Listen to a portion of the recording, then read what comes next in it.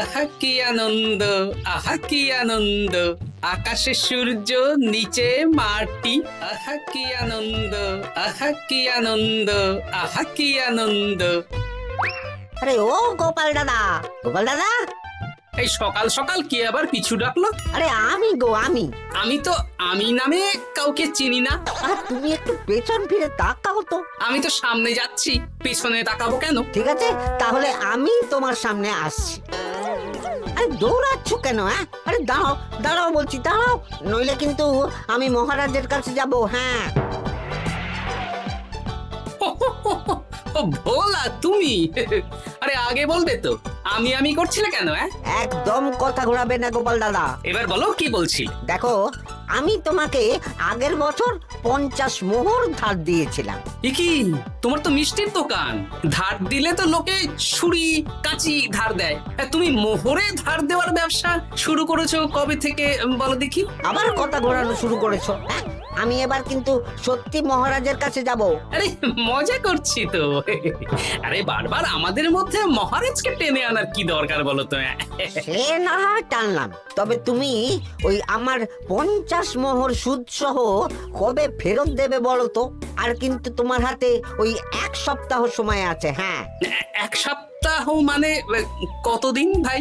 7 দিন, 7 দিন। 7 দিন?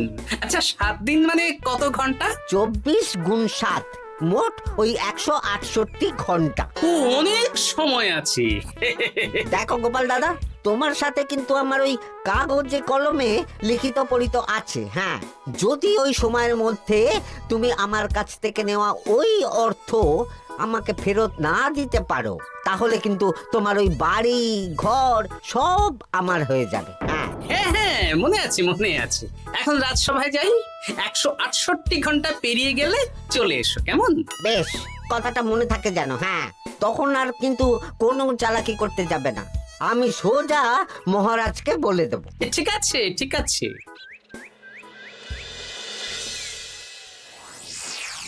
দেখুন মহারাজ, নিজের চোখেই দেখুন, সবাই হাজির, শুধু গোপাল ধা। সত্যি গোপাল ইদানিং আবার দেরি করে আসা শুরু করেছে। ওকে আচ্ছা করে ধোলাই দিন, তাহলেই চলে আসবে। কাজের কাজ তো কিছু করে না, শুধু বসে থাকে, তাতেও এই। যা বলেছেন মন্ত্রী মশাই। আমার মতে গোপালকে রাজসভাতেই বেঁধে রাখুন, তাহলে আর বাড়িতে যেতেও হবে না, আর দেরি করে আসবেও না। রোজ রোজ গোপাল করে রাজসভায় আসতে দেরি, তাই এবার তার পায়ে পড়াতে হবে বেড়ি। এই তো মহারাজ চলে এসেছি।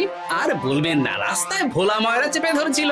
থাক, আর অজুহাত দিতে হবে না। নেহাত ভাগ্যের জোরে এই রাজসভার চাকরিটা পেয়েছিল। হ্যাঁ, মহারাজ ভালো মানুষ, তাই তোমাকে পুষছেন। আচ্ছা আপনি কি বলতে চাইছেন কি? আমি বলতে চাইছি যে মহারাজ যদি তাড়িয়ে দেন, তাহলে তোমার কি কিছু করে খাওয়ার যোগ্যতা আছে গোপাল? আপনার নিজের যোগ্যতা আছে? আছে বলেই মুখ ফুলিয়ে বলছি। হ্যাঁ, মন্ত্রী এটা একটা ভালো প্রসঙ্গ তুলেছে। আমার রাজসভার সকল সভাসদদের বলছি, যদি কোনো কারণে তোমাদের চাকরি চলে যায়, তাহলে তোমরা কি করবে একবার ভেবে দেখেছো? না মহারাজ, ভাবনাটা আমি সঠিক সময় কাজে লাগাই, ওই অকারণে ভেবে মাথা খারাপ করতে চাই না। আহা, রাজসভার চাকরিটা তো তোমাদের পেশা। এই পেশার বাইরে তোমরা কে কি করতে পারবে? দেখুন মহারাজ, আমি তো ভেবেই দেখেছি যে যদি রাজসভার চাকরি না থাকতো, তাহলে আমি ব্যবসা করতাম। আমি মহারাজ যদি বিজ্ঞানী না হতাম, তাহলে শিক্ষা দান করতাম। আমি তো ছবি আঁকতাম, কলম না থাকলে আমি তুলি ধরবো। আমি কামারশালায় কাজ করতাম। আমার তো ছোটবেলায় মূর্তি বানানোর শখ ছিল, আমি মৃৎশিল্পের কাজ করতাম। কি গোপাল, এবার তুমি বলো। সবাই তো কিছু না কিছু বিকল্প ভাবনা চিন্তা করে রেখেছে। দেখুন মহারাজ, অনেক ভেবে দেখলাম আমার কাজ তো ভাড়ামো, তাই আমি লোক হাসিয়েই পয়সা রোজগার করব। আর বিশেষ কোনো গুণ তো আমার মধ্যে খুঁজে পাচ্ছি না মহারাজ। বেশ, আমি একটা ছোট্ট পরীক্ষা নেব। আজকের পর থেকে আগামী 7 দিন, আর এই 7 দিন তোমরা তোমাদের যা মন চায় সেটা করে রোজগার করবে। আমি তো খেতে ভালোবাসি। তাহলে খাবে। গোপাল হয় মুখ খুলে থাকে, নইলে চোখ বন্ধ করে। ও শুধু দুটো কাজই ভালো করতে পারে। আর সপ্তম দিনের শেষে বিচার হবে কে কত রোজগার করেছে। যার রোজগার সবচেয়ে বেশি হবে তাকে আমি দেব 100 মোহর উপহার। আর মহারাজ, যে সবচেয়ে কম রোজগার করবে তার বেতন থেকে আগামী 10 মাস 10 মোহর করে কাটা হবে। কি রাজি তো? হ্যাঁ, রাজি রাজি। আমি জানি যে গোপাল ফুটো করিও রোজগার করতে পারবে না, তাই গোপালই হারবে। বেশ, আর যদি অন্য কেউ হারে? তাহলে আমি নিজের বেতন থেকে তাকে আগামী 10 মাস 10 মোহর করে দেব। ব্যাস, এবার তোমরা কাজে লেগে পড়ো।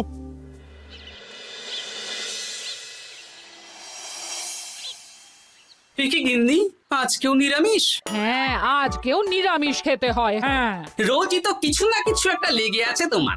আমাদের পুরো শরীরটাই তো আমিষ। হ্যাঁ, তাহলে আমিষ খেতে বাধা কিসের বলো দেখি? বেশি তর্ক করতে হবে না বাপু, তা তোমাকে ডিম বানিয়ে দেবো। হ্যাঁ, না, আমি মানুষই ঠিক আছি গিন্নি। আরে তোমাকে ডিম বানাবো বলেছি নাকি?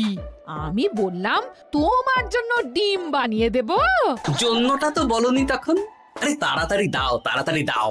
এখন কদিন শুধু খাবো আর ঘুমাবো, 7 দিন ছুটি। ছুটি মানে? সেসব পরে বলবো গিন্নি। যাও গিয়ে ডিম সেদ্ধ বসাও।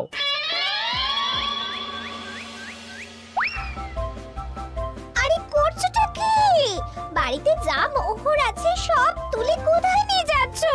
আড়ত বাজারে। কেন কেন? তুমি আড়তে গিয়ে কি করবে? আড়তটাই কিনে নেব। কেন? তাহলে খোলা বাজারের সব ব্যবসায়ী আমার কাছে আসতে বাধ্য হবে, আর আমি ভালো মুনাফা রেখে সব বিক্রি করব। কি রাজবাড়ি সুখে চাকরি ছেড়ে দিলে নাকি? না না না, এখন 1 সপ্তাহ ব্যবসা করে মহারাজের কাছে আমার যোগ্যতা প্রমাণ করব। সব পরে বুঝিয়ে বলবো। হ্যাঁ, আমি আপনাকে সব শিখিয়ে দেব। তাহলে ভাই ওই আগামীকাল সকাল থেকে কাজে লেগে পড়বো, কেমন? তাহলে বুঝতে পারলেন তো যে কি করতে হবে? হ্যাঁ হ্যাঁ জমিদার মশাই, কবিতা লেখা যেমন আমার পেশা, তেমনি চিত্রশিল্প আমার নেশা। তাহলে তো আর কোনো চিন্তাই নেই। আশা করি খুব সুন্দর ছবি আঁকবেন। আপনি 1 সপ্তাহ পর এই মন্দির চিনতেই পারবেন না।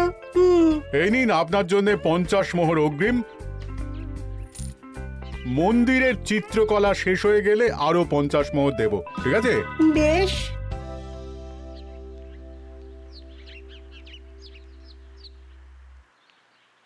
এই হাত চালা, হাত চালা। হাত পা সবই তো চালাচ্ছি মন্ত্রী মশাই। আপনি এত শাকসবজি আনাজ দিয়ে করবেনটা কি? আমি এখন 7 দিন কৃষ্ণনগরের বাজার নিয়ন্ত্রণ করব, তাই সব জিনিসপত্র আড়ত থেকে আমি নিজেই কিনে নিয়েছি। এবার সাধারণ বাজারের দোকানদাররা আপনার কাছে আসবে। কাল সকাল থেকে শুধু মোহর গুনবো।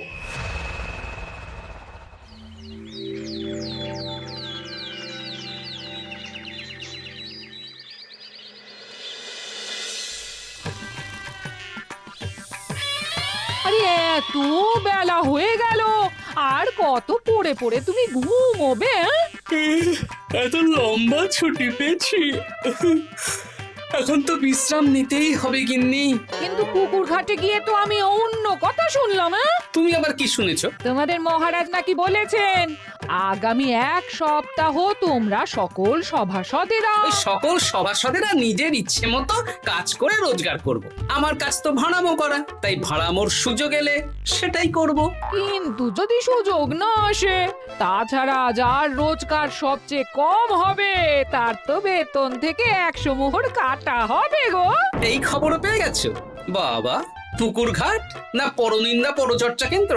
হ্যাঁ, ওসব বাজে কথা বাদ দিয়ে কোনো কাজ শুরু করো, কাজ শুরু করো। এরকম গা এলিয়ে শুয়ে থাকলে ভগবান এসে তোমাকে পয়সা দিয়ে যাবে না গো। গোপাল দাদা, ও গোপাল দাদা, বলছি গোপাল দাদা, কি খবর গো? এই তো গতকাল তোমার সাথে কথা হলো, আজ একেবারে বাড়িতেই চলে এসেছো। তোমার যা হালচাল তাতে তো মনে হচ্ছে ওই কদিন পরে বাড়িটা আমারই হবে। আর সেই আশাতেই বসে থাকো। এই ভোলাময়রা এসেছে কেন গো? এসব কি বলছে? মা ঠাকুরুন, আপনার কাছে আর কি লুকাবো? বহুদিন আগে গোপাল দাদা আমার কাছে 50 মোহর ধার নিয়েছিল। সেই ধারের থেকে 5 মোহরা এখনো আমাকে শোধ করেনি। সে কি? হ্যাঁ, শর্ত অনুযায়ী যদি গোপাল দাদা আগামী ওই 6 দিনের মধ্যে ধার না শোধ করতে পারে তাহলে এই বাড়ি আমার হয়ে যাবে। তুমি আমাকে এত বড় কথা লুকিয়ে রেখেছো? হ্যাঁ, না আমি বলবো বলবো করে বলা হয়ে ওঠেনি আর কি। এবার আপনি দেখুন গিন্দিমা কি করবেন। ভিটে মাটি ছেড়ে কোথায় গিয়ে উঠবেন দেখুন। কি গো, এতেও তোমার হুঁশ হয় না? হ্যাঁ? ধুর, এই অযথা চিন্তা করো না তো, কিছু না কিছু একটা হয়ে যাবে।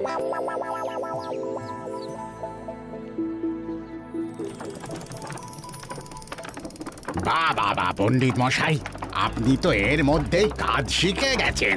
আমি তো ছোট থেকেই মাটির পুতুল বানাতে ভালোবাসতাম।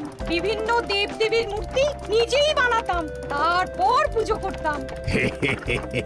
আমার পরম সৌভাগ্য, আপনার মতন পণ্ডিত মানুষ আমার কুমোর শালায় কাজ করছেন। কোনো কাজই তো ছোট নয়। সত্যি সভাকবি মশাই, আপনার তুলিতে জাদু আছে। কি সুন্দর কারুকার্য। সবই আমার মা বাবার দান। আমার বাবা খুব বড় চিত্রশিল্পী ছিলেন, উনি হাতে ধরে আমাকে ছবি আঁকা শিখিয়েছেন। বাহ বাহ বাবা।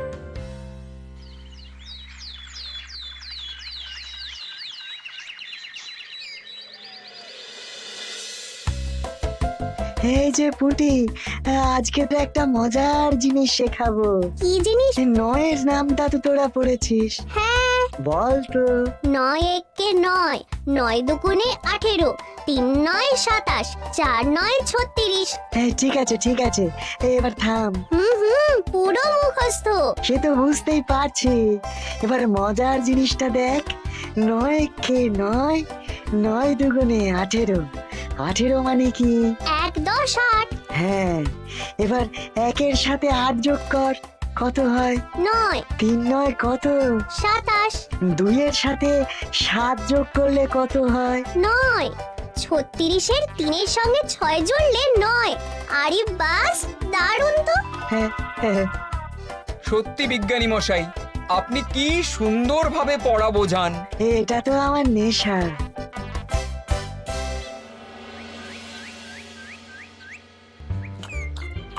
বলছি, তুমি তো দিব্যি বাড়িতে বসেই আছো। হ্যাঁ, কিছুই তো করছো না। সত্যি বলো তো, তুমি ভাড়া মোছাড়া আর কি কিছু করতে পারো? হ্যাঁ, এই আদেশ করতে পারি। গেনি একটু তরকারি দাও তো, জলের ঘটিটা দাও না। যত সব। আচ্ছা, সত্যি তো ভাঁড় না হলে আমি কি হতাম? আমি কুমোর হতাম। মাটির কাজ শুনেছি খুব সোজা। যাই, কুমোর পাড়া যাই।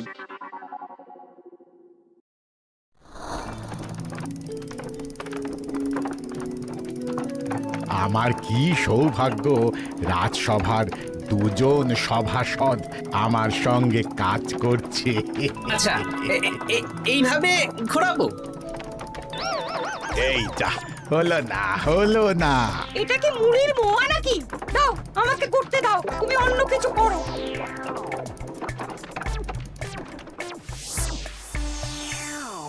বলো গোপাল দাদা, কি দেবো?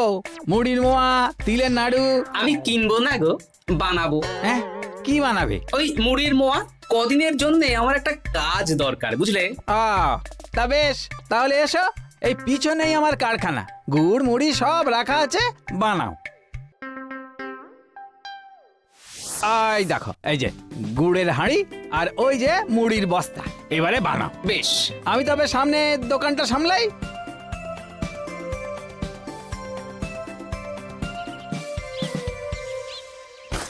কিসের আওয়াজ হলো?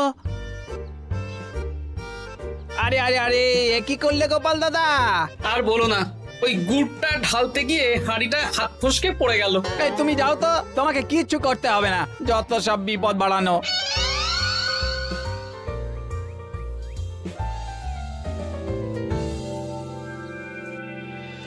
তোমার দ্বারা কিছুই হবে না। হ্যাঁ, সত্যি তো, আমার দ্বারা যে কিছুই হবে না গিন্নি। তাহলে তুমি করবেটা কি? এমন করে বলো না গিন্নি, সবারই খারাপ সময় যায়। আর খারাপ ভালো, যে সামান্য মুড়ির মোয়া বানাতে পারে না তার মুখে এসব মানায় না, মানায় না। এদিকে বাজারে সবজির দাম হু হু করে বেড়ে গেছে। তাই নাকি? বলি তুমি জানবে কি করে? কদিন তো শুয়ে বসে আছো, আমি তো বাজার দোকান করি। মন্ত্রী মশাই এখন আড়ত সামলাচ্ছেন আর সাধারণ বিক্রেতাদের চড়া দামে বিক্রি করছেন। হ্যাঁ, ও বেটা জীবনে শোধরাবে না। উনি তো তাও ছলে বলে রোজগার করছেন গো। আর তাছাড়া অনেকে পথে গান শুনিয়েও রোজগার করেন, সেটাও তো তুমি পারবে না। হ্যাঁ, এই তো পেয়েছি। 6 দিনের মাথায় তো রাজসভায় একটা বৈঠক হবে, সেদিনই আসল মজা জমবে। কিসের মজা গো? হ্যাঁ, সেটা সেদিনই বুঝতে পারবে।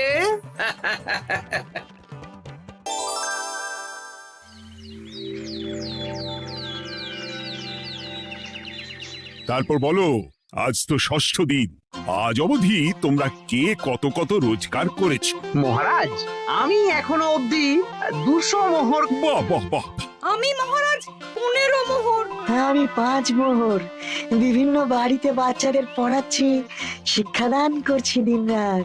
সেনাপতি, আমি 10 মোহর পেয়েছি, আরো পাবো। আমি 50 মোহর অগ্রিম পেয়েছি, আরো পাবো আগামীকাল। বাহ বাহ বাহ! সবাই তো ভালোই রোজগার করেছো। আর গোপাল, তুমি বলো। মহারাজ, আমি এখনো অবধি কোনো রোজগার শুরু করিনি। আমি আগেই বলেছিলাম গোপাল একটা কানা করিও রোজগার করতে পারবে না। আসলে মহারাজ, আমি আজ সকালেই আমার প্রতিভা খুঁজে পেলাম। তোমার আবার কি প্রতিভা? আমি ভালো গান গাইতে পারি মহারাজ। আমার ছোট্টবেলার ইচ্ছে ছিল আমি রুদ্ধদ্বার সভা করব, গান গাইবো, আর দর্শক বা শ্রোতারা আমার গান শুনে আমাকে পয়সা দেবে। বাহ বাহ বাহ! তা শোনালি না কেন? আমি চাই আপনারা সবাই আমার বাড়িতে আসুন, আমার গান শুনুন। এই না না না না না, তোমার গান শুনে অর্থ ব্যয় করতে পারবো না গোপাল। যদি শোনাতে হয় তো বিনামূল্যে শোনাও। তুমি ভেবেছো কায়দা করে গান শুনিয়ে রোজগার করবে? সেসব চালাকি কিন্তু চলবে না। না মহারাজ, আমার গান শুনতে আসার জন্য একটা কানা করিও খরচ করতে হবে না। আমি বিনা পারিশ্রমিকে গান শোনাবো। বেশ, তাহলে কবে শোনাবে বলো? এখনই চলুন, শুভস্য শীঘ্রম। আবার যেতে হবে কেন? এখনই শোনাও। আমার আবার নিজের বাড়ি ছাড়া প্রতিভা বিকশিত হয় না। বেশ তো, এই কদিন টানা কাজ করেছি, তোমার গান শুনে মনটা যদি ফুরফুরে হয়ে যায় ভালো তো। চলো গোপাল। আসুন আসুন, সবাই ভিতরে আসুন। আসন পাতা আছে, সবাই বসুন।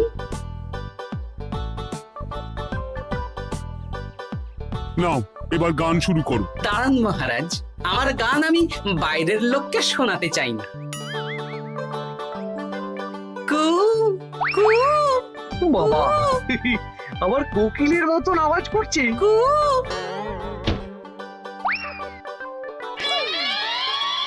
নাও নাও, শুরু করো।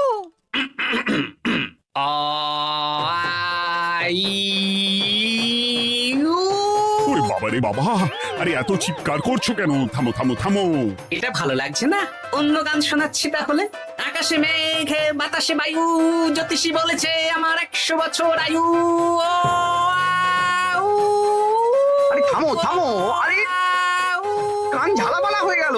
না, থামতে আমি পারবো না, গান শুনতেই হবে। ওরে ওরে বাবা রে বাবা, এই কানে তালা লেগে গেল, আমি পালাই। পালাতে পারবেন না, বাইরেও তালা দেওয়া আছে। বাইরে তালা খুলতে বলো।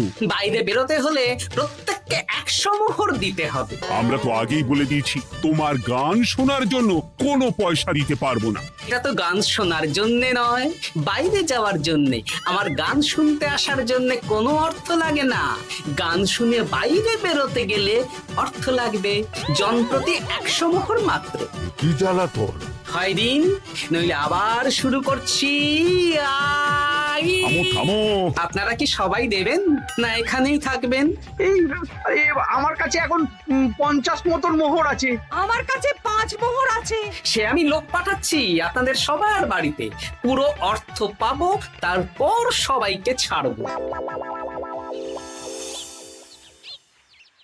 আচ্ছা, এটা কি ঠিক করলে গোপাল? দেখুন মহারাজ, আমি কথা নিয়ে খেলি। সব সভাসদেরা 6 দিন খেটে যা না রোজগার করেছে, আমি শুধু বুদ্ধির জোরে আর ভাড়ামো করে ঘন্টা খানিকের মধ্যে তার থেকে বেশি রোজগার করে নিলাম। যদিও এখনো একদিন সময় আছে। সত্যি গোপাল, তোমার বুদ্ধির জবাব নেই। মন্ত্রী মশাই, যে সবচেয়ে কম রোজগার করবে আপনাকে কিন্তু তাকে আগামী 10 মাস 10 মোহর করে দিতে হবে। হ্যাঁ নয় হ্যাঁ, এরকমই তো তুমি মুখ বড় করে বলেছিলে। গিন্নি কই গো, ভোলাকে ডেকে আনো, ওর ধার আজকেই শোধ করে দেব। হ্যাঁ যাচ্ছি। হ্যাঁ, আমরাও যাচ্ছি। গোপাল, কালকে রাজসভায় এসে তোমার পুরস্কারের অর্থটাও নিয়ে যেও। সে তো নিশ্চয়ই।